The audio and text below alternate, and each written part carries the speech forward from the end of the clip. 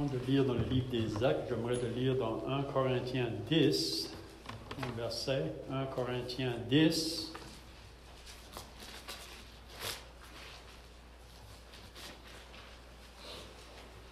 C'est Paul en parlant à cette église à Corinthe. On lit au verset 10.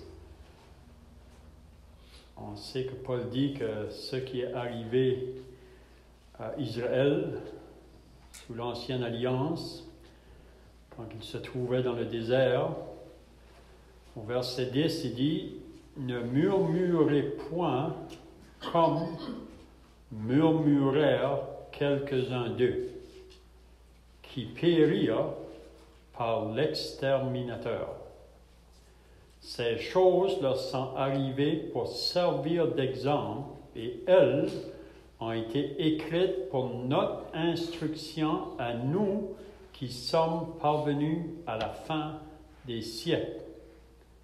Ainsi donc que celui qui croit être debout prenne garde de tomber. » C'est surtout le verset 10, « Ne murmurez point comme murmurèrent quelques-uns d'eux. » On va aller maintenant dans l'Épître aux Philippiens, chapitre 2, et le verset 13. Paul, en parlant à ses croyants à Philippe, il leur dit « Car c'est Dieu qui produit en vous le vouloir et le faire, selon son bon plaisir. » Surtout le verset 14 que je veux souligner. « Faites toutes choses sans murmure ni hésitation, afin que vous soyez irréprochables et purs, des enfants de Dieu irrépréhensibles, au milieu d'une génération perverse et corrompue, parmi laquelle vous brillez comme des flambeaux dans le monde. » Donc, faites toutes choses sans murmure ni hésitation. Maintenant, on va aller dans les Actes des Apôtres, au chapitre 6. Les Actes des Apôtres, au chapitre 6. Et on lit à partir du verset 1. Acte 6, c'est le verset 1, on lit « En ce temps-là », ça c'est vraiment au début de l'Église, là, quand que les disciples fait connaître l'Évangile dans Jérusalem, plusieurs personnes vont se convertir, donc il dit « En ce temps-là, le nombre des disciples augmentant ». Donc, beaucoup de disciples, beaucoup de personnes sauvées. On dit peut-être, arrivé jusqu'à ce point-ci, il pouvait peut-être avoir 20 000 personnes qui s'avaient converti depuis le jour de la Pentecôte. Donc, ça augmente.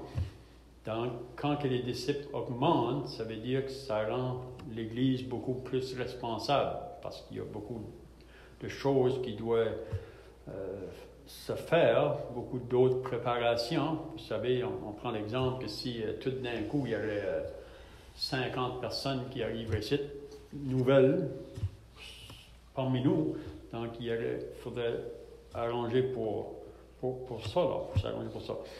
Donc il dit, mais là, qu'est-ce qui est arrivé? Le nombre des disciples augmente.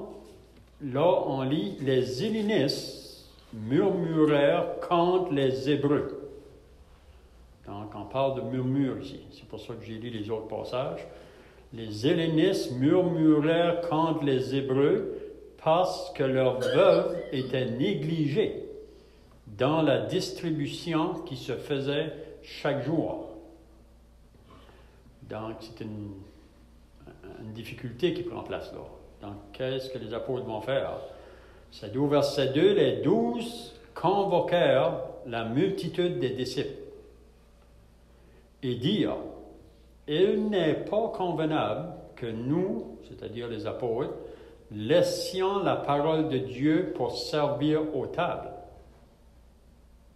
C'est pourquoi, frères, choisissez parmi vous 7 hommes de qui l'on rende un bon témoignage, qui soit plein d'Esprit Saint et de sagesse, et que nous chargerons de cet emploi.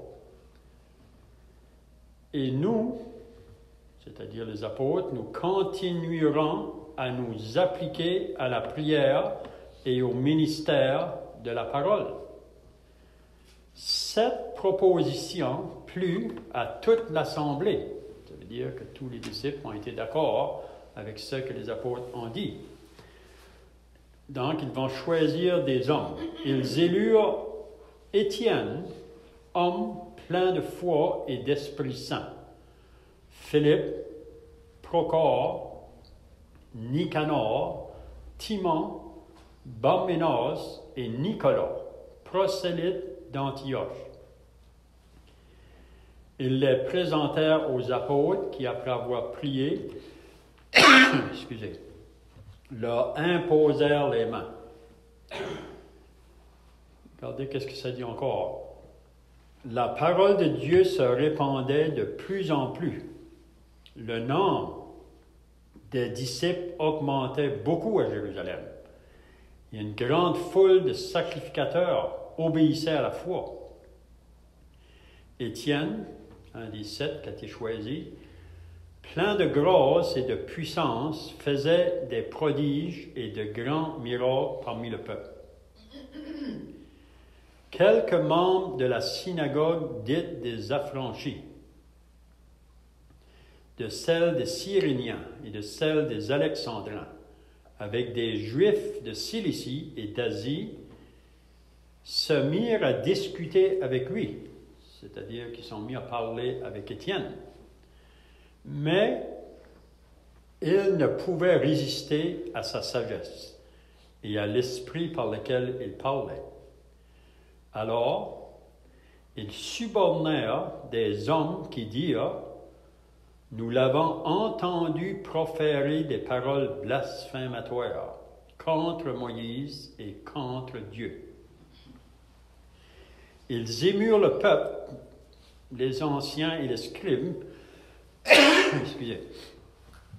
et se jetant sur lui, ils le saisirent et l'amenèrent au Sanhédrin.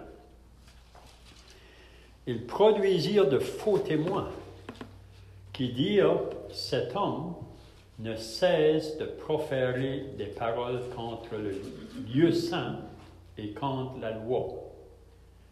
Car nous l'avons entendu dire que Jésus, ce Nazaréen, détruira ce lieu et changera les coutumes que Moïse nous a données. » Tous ceux qui siégeaient au Sanhédrin, ayant fixé les regards sur Étienne, son visage leur parut comme celui d'un ange.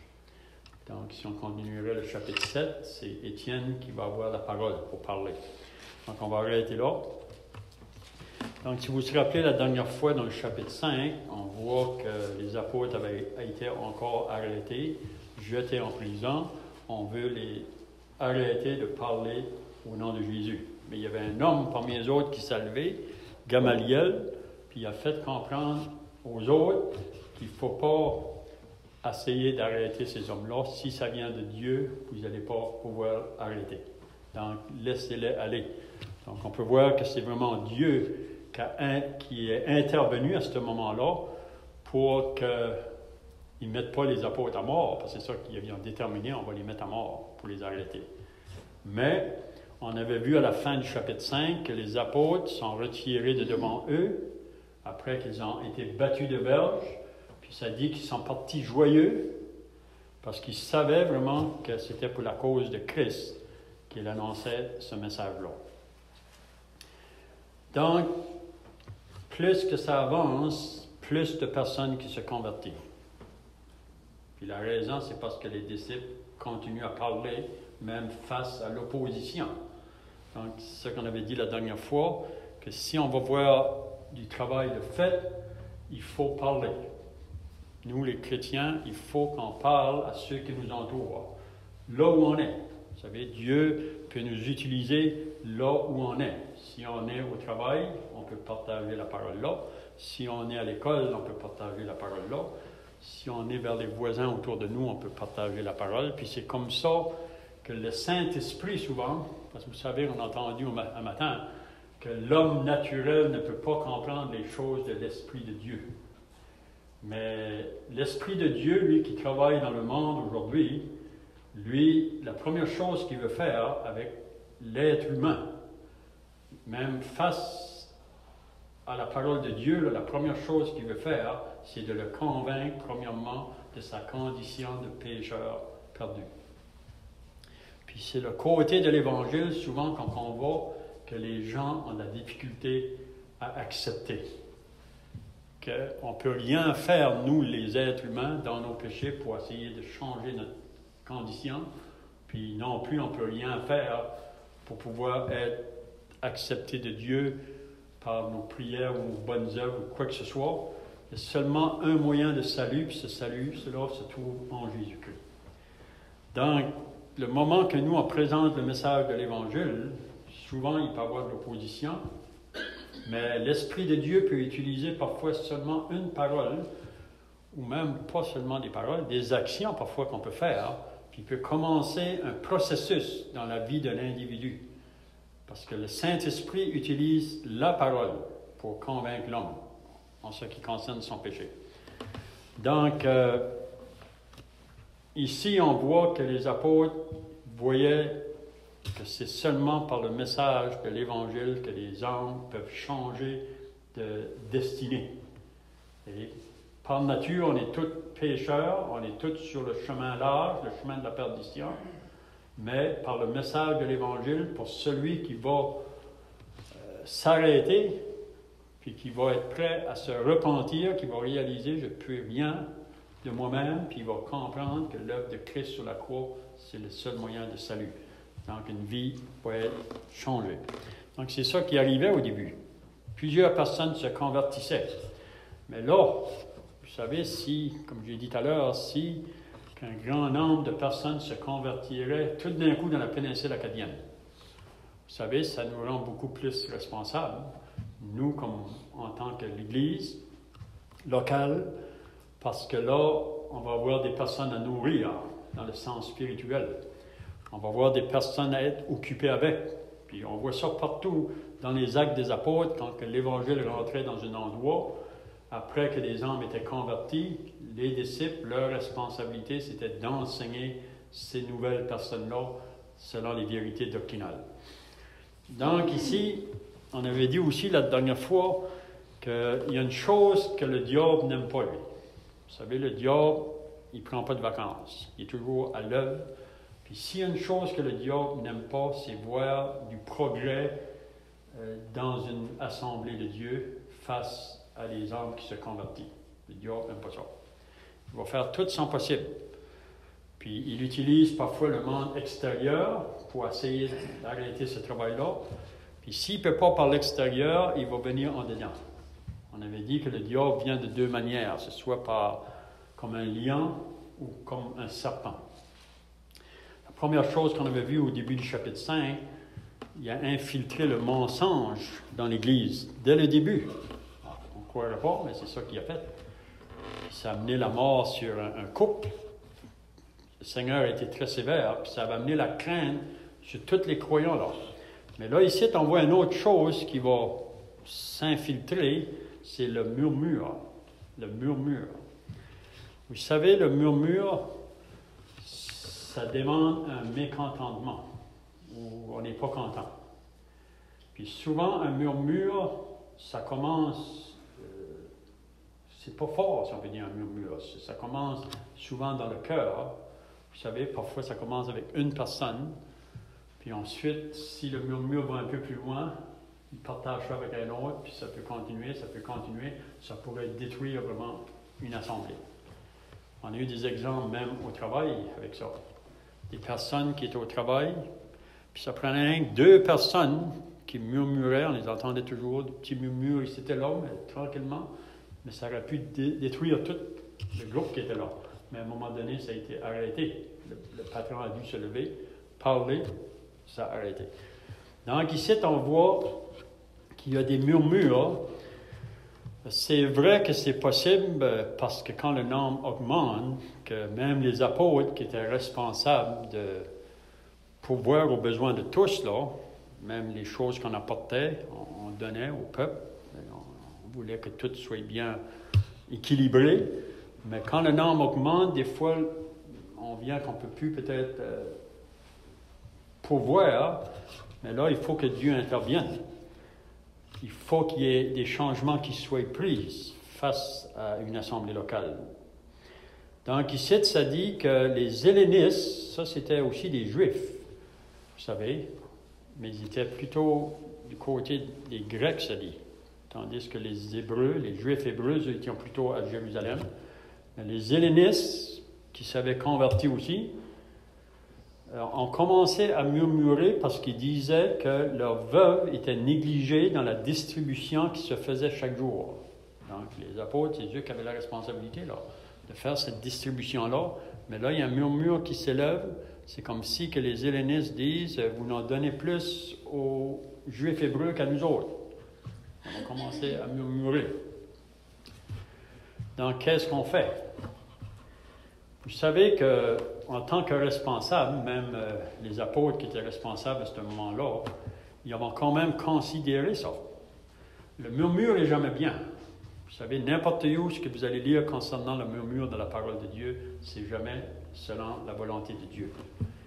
Mais parfois, quand il y a un groupe qui s'agrandit, il peut venir les murmures. Donc là, les responsables doivent considérer pourquoi ces choses-là, pourquoi les murmures. Donc, on va essayer d'arranger la situation. C'est ça que les apôtres ont fait. Donc, ça dit que les 12, qu'est-ce qu'ils vont faire, les apôtres? Convoquèrent la multitude des disciples. Donc, ils vont faire venir beaucoup de disciples. Qui vont venir là, il va y avoir une conférence, si on peut dire, pour régler ce problème. C'est un problème. Si ce n'est pas réglé, ça pourrait vraiment nuire même le développement de l'Église, même ça pourrait nuire à l'Évangile. Donc, il faut que cette chose-là soit arrangée. Donc, ils font venir la multitude, puis là, il dit, les apôtres ont dit, « Il n'est pas convenable que nous laissions la parole de Dieu pour servir aux tables. » Donc, qu'est-ce que les apôtres disent aux disciples? Pour nous, les apôtres, ce n'est pas convenable qu'on laisse le côté de l'enseignement de la parole, puis aussi de la prière, pour aller servir aux tables. Ça veut dire que les apôtres ne pouvaient pas fournir à eux-mêmes de faire ce travail-là. C'est eux qui étaient responsables jusqu'à ce moment-là. Mais là, il faut qu'il y ait un changement à cause de ces murmures-là qui se fait. Puis c'est beau vraiment quand on voit là, par la suite que les disciples vont vraiment accepter qu'est-ce que les apôtres vont leur dire. Donc, c'est que les apôtres disent maintenant, c'est pourquoi, frères, en parlant à la multitude des disciples, choisissez. Donc, ce n'est pas les autres, les apôtres, qui vont choisir. Ils donnent la responsabilité au peuple qui est là.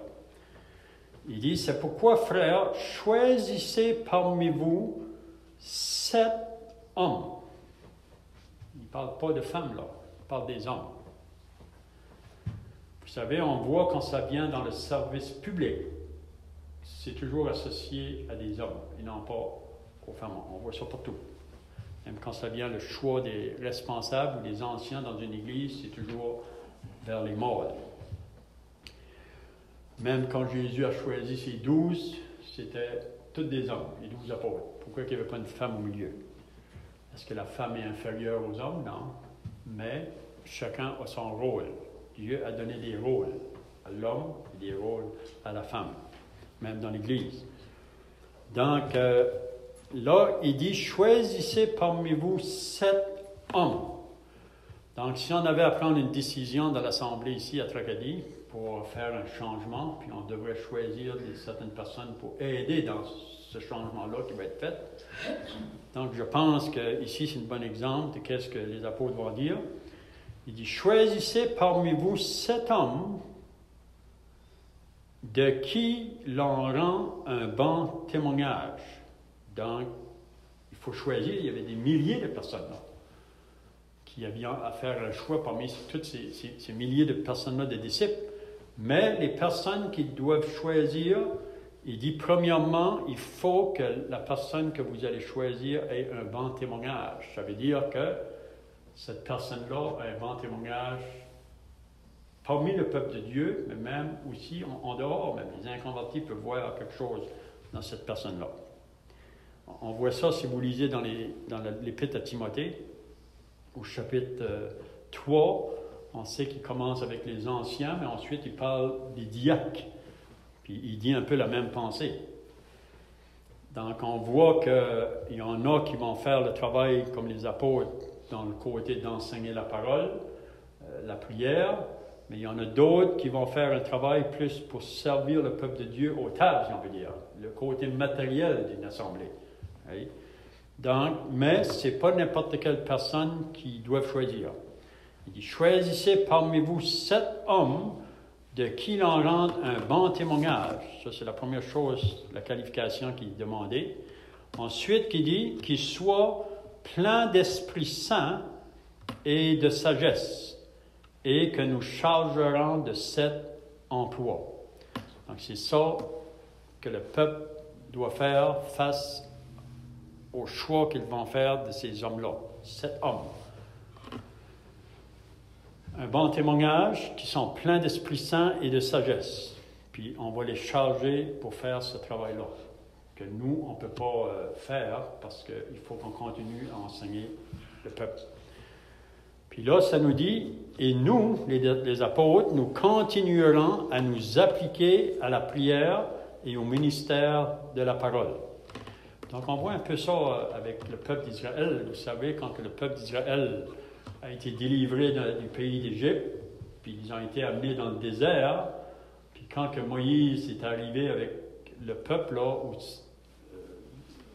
vers le Sinaï, quand que son beau-père est venu à sa rencontre, son beau-père regardait Moïse avec tout ce peuple-là, puis il a dit à Moïse, tu vas t'épuiser, vraiment, tu vas t'épuiser si tu essaies de tout faire le travail pour pouvoir aux besoins de ce peuple-là. Donc, choisissez des hommes parmi vous autres qui vont être capables de régler les petits problèmes.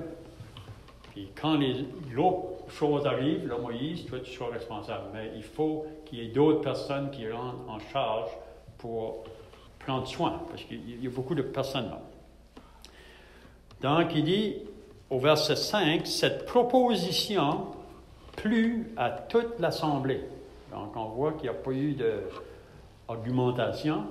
Les apôtres ont présenté qu'est-ce qui devrait être fait pour la situation à ce moment-là, à cause de ces murmures qui avaient été faits. Donc, il faut agir d'une telle manière, puis ça dit que toute l'assemblée a plu vraiment. C'est ça que les apôtres voulaient faire. Puis là, ils vont mentionner 7 personnes qu'ils vont choisir. Étienne, homme plein de foi et d'Esprit Saint. Philippe, Procore, Nicanor, Simon, Barménac et Nicolas, prosélytes d'Antioche. Donc, ça dit, ils les présentèrent aux apôtres. Donc, on a choisi ces 7 hommes-là, on les a amenés aux apôtres, puis ça nous dit que les apôtres les ont imposé les mains, c'est-à-dire que les apôtres ont approuvé le choix que le peuple avait fait concernant ces hommes-là qui allaient prendre cette responsabilité-là pour servir aux tables. Si vous remarquez dans ces 7 personnes-là, il y a seulement 2 de ces hommes-là qu'on va parler plus, on dirait, par la suite. Là. Il y a Étienne, puis il y a Philippe, qu'on va parler à propos d'eux par la suite. Mais les autres, ils ne parlent pas beaucoup, mais ils avaient quand même leur responsabilité. Vous savez, quand on est appelé à des responsabilités, parfois, il y en a qui vont le faire plus dans le sens public, d'autres le font plus dans le sens caché, mais ils sont aussi importants l'un que l'autre. On voit ça. Donc, je vois que le temps passe, là, mais on va juste aller un peu plus loin. Il dit, la parole de Dieu se répandait. Donc, après que cette chose-là est réglée, si on peut dire, les disciples continuent à répandre la parole de Dieu et beaucoup d'autres sont sauvés. Puis, il augmentant dans Jérusalem, même des prêtres qui se sont convertis. C'est-à-dire, une grande foule de sacrificateurs obéissaient à la foi. Donc, on ne peut pas s'imaginer vraiment. Nous autres, on a la misère à s'imaginer qu'on pourrait avoir un réveil comme ça autour de nous autres. Vous savez, on vit dans un monde qui est tellement indifférent, mais ça pourrait nous surprendre. Vous savez, Dieu pourrait nous surprendre. Si vraiment qu'on est fidèle, qu'on marche comme le Seigneur nous demande, on pourrait voir une moisson qui pourrait prendre place. Vous savez, souvent, avant que la moisson vienne, il faut la semence. On jette la semence, mais à un moment donné, on pourrait voir un travail qui se fait là, on pourrait avoir une moisson. Puis s'il y en a, ça va nous engager davantage. Et notre responsabilité va devenir plus pesante, si on veut dire, pour faire ce travail-là. Mais il y a de la joie. Il y a de la joie. Quand il y a des hommes qui se convertissent, c'est un peu comme dans une famille. Quand un enfant naît, ça amène de la joie dans la famille. Puis quand il y a des nouveaux convertis, donc on doit enseigner des choses pour les nouveaux, puis c'est bon aussi pour nous les plus vieux. Oui? Donc, ça dit qu'il y a beaucoup de sacrificateurs même qui se convertissaient. Puis là, on dit au verset 8, là, Étienne va avoir un problème. Étienne va avoir un problème.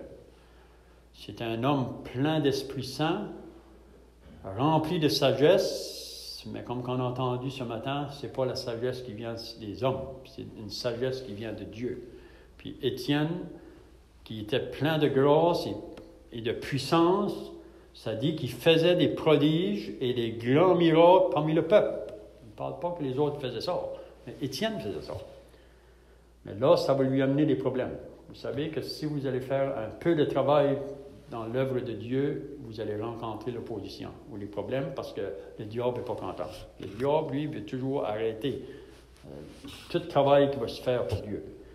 Donc, il dit, il faisait des prodiges. Quelques membres de la synagogue dite affranchis, des affranchis, ça c'est d'autres juifs, de celle des Cyréniens et de celle des Alexandrins, avec des juifs de Cilicie et d'Asie, donc c'est un grand nombre de personnes, c'est encore vraiment les autorités religieuses de ce temps-là. Et donc, eux, ils vont faire des problèmes à Étienne, parce qu'ils ne le comprennent pas. Ils ne peuvent pas comprendre vraiment cet homme-là qui parle de la part de Dieu, comme beaucoup de monde aujourd'hui. Mais, ça nous dit, il ne pouvait résister à sa sagesse et à l'esprit par lequel il parlait. Donc, ces Juifs-là, probablement des hommes bien haut placés dans la religion juive, mais ne pouvions pas résister cet homme-là, Étienne, qui était rempli de sagesse, qui était rempli d'Esprit Saint. Puis on va le voir dans le chapitre 7, là-bas. C'est un homme qui connaissait les Écritures. Un homme qui connaissait les Écritures, puis c'est par les Écritures, vraiment, qu'il pouvait contredire ces hommes religieux. Donc, je vois que le temps est passé, donc on va arrêter là pour le moment. Puis on pourra continuer à partir du verset 11, puis on verra qu'est-ce que ces hommes-là vont apporter pour essayer d'amener une accusation sur cet homme-là. Donc, c'est tout ce qu'on va dire. On va finir par la prière. Notre Dieu et notre Père, nous voulons nous approcher devant ta présence pour te remercier, ta grande grâce pour ta parole que nous venons de lire. Et on réalise que c'était au début de l'Église. Et on voit que même au début de l'Église, c'était pas qu'il n'y avait pas de problème. Il y a des choses qui surgissaient parmi eux. Puis on sait aussi que c'est l'ennemi qui voudrait toujours briser l'unité du peuple de Dieu. Donc, mais on voit que tu as pu utiliser les apôtres dans leur sagesse que tu lui avais donnée pour régler cette chose afin qu'ils puissent continuer à répandre le message. Donc, nous voulons nous remettre à toi pour le reste de cette journée. Bénis chacun qui sont ici aujourd'hui et aussi pour l'Évangile ce soir, que tu attires des âmes. Au nom du Seigneur Jésus. Amen.